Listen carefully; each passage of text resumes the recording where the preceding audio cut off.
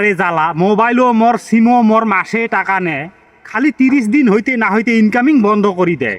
দেখো তো, এই 25-26 দিন গেইতে না গেইতে ফোনের উপরে ফোন। এমন করলে কি রাগ না উঠে তোমার এলাকন? আমার মোবাইল আমার সিম, তোমার কিসের জ্বালা? আমার কি একটা বত নাই তোর সিমের করং ভালা? শালা বস্তায় বস্তায় টাকা কামায়, তাও যে এত লোভ, একটা টাকাও ছাড়ি না দেয়, বন্ধ করি দেয় সব।